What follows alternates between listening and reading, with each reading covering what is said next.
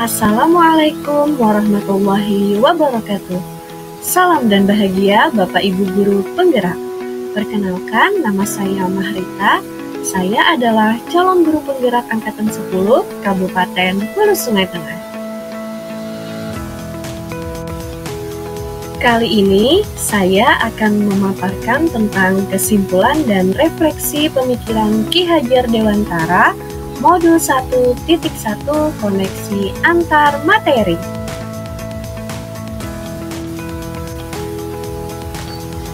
Ki Hajar Dewantara merupakan pemikir dan juga tokoh pendidikan di Indonesia yang selalu menyuarakan konsep pendidikan kritis terhadap pendidikan dan pengajaran.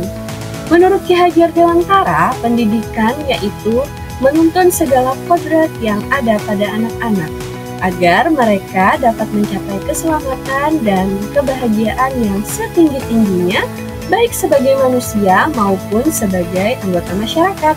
Sedangkan pengajaran yaitu pendidikan dengan cara memberi ilmu atau berfaedah untuk hidup anak-anak, baik lahir maupun batin. Beliau menekankan pentingnya pendidikan yang berpusat pada anak, mengembangkan karakter, dan pembelajaran yang menyenangkan. Secara keseluruhan, Ki Hajar Dewantara menginginkan pendidikan yang memerdekakan peserta didik, namun tetap terarah. Tujuannya adalah membentuk manusia Indonesia yang cerdas, berkarakter, dan siap membangun bangsa.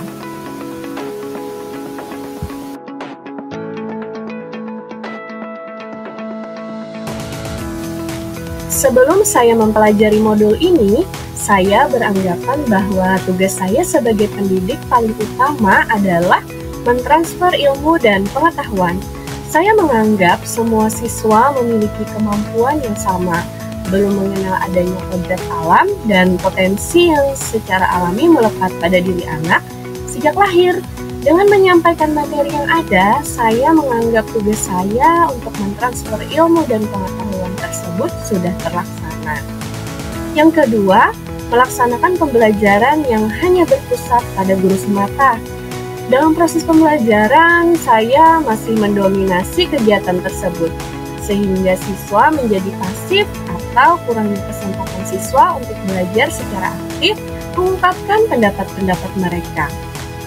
Yang ketiga, hanya mengutamakan nilai kognitif pengetahuan saja. Beranggapan bahwa mengutamakan nilai kognitif itu penting, sehingga mengabaikan aspek penting lainnya seperti karakter, nilai-nilai moral, dan keterampilan sosial, sehingga siswa menjadi kaku dan hanya terfokus pada nilai kognitif saja. Dan yang keempat, mengesampingkan kemampuan dan bakat anak. Oleh karena hanya mengutamakan nilai kognitif atau pengetahuan siswa saja, maka kemampuan dan bakat anak menjadi terkesampingkan. Padahal mengesampingkan bakat dan kemampuan anak dapat menghambat potensi mereka untuk mencapai kesuksesan dan kebahagiaan.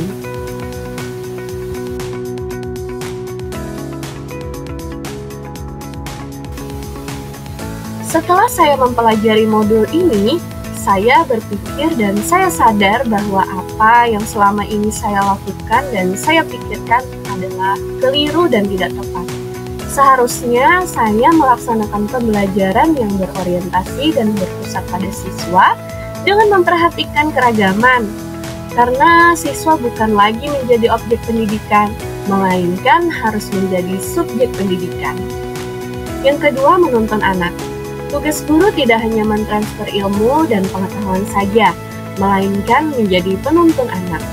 Dalam hal ini, saya menjadi paham bahwa kita hendaknya menuntun anak yang dapat diartikan membersamai anak dan membantu anak untuk menemukan jalan mereka sendiri dan mencapai potensi penuh mereka. Dan yang terakhir, memperhatikan kemampuan dan bakat anak. Sesuai dengan pemikiran Ki Hajar Dewantara tentang kodrat alam dan kodrat zaman. Kodrat alam mengacu pada sifat dan bawaan anak yang dimilikinya sejak lahir. Setiap anak memiliki potensi dan kemampuan yang berbeda-beda. Oleh karena itu, pendidikan haruslah sesuai dengan kodrat alam anak agar dapat berkembang secara optimal. Kemudian kodrat zaman mengacu pada tuntunan dan kebutuhan masyarakat pada masa kini. Pendidikan haruslah mempersiapkan anak untuk dapat hidup dan berkarya pada zamannya.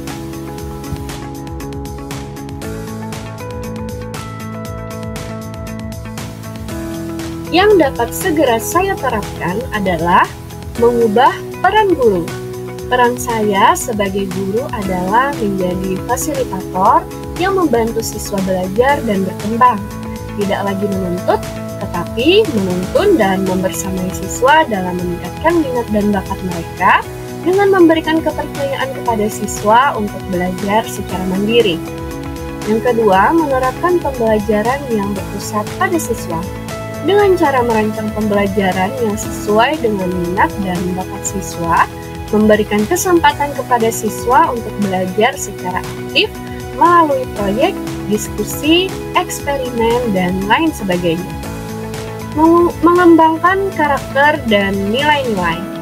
Untuk mengembangkan karakter dan nilai-nilai, saya menanamkan nilai-nilai moral dan karakter bangsa kepada siswa melalui pembelajaran dan contoh teladan, mendorong siswa untuk menjadi pribadi yang bertanggung jawab, mandiri, dan berbudi pekerti luhur. Penerapan pemikiran Ki Hajar Dewantara tidak hanya terbatas pada hal itu saja. Saya akan terus belajar dan mengembangkan diri untuk menjadi guru yang lebih baik dan mampu mencerminkan pemikiran Ki Hajar Dewantara dalam proses pembelajaran. Dengan menerapkan pemikiran Ki Hajar Dewantara, saya berharap dapat menciptakan kelas yang menyenangkan dan bermakna bagi siswa, membantu siswa untuk mencapai potensi penuh mereka, menumbuhkan karakter dan nilai-nilai positif siswa, dan mempersiapkan siswa untuk hidup dan berkarya di zamannya.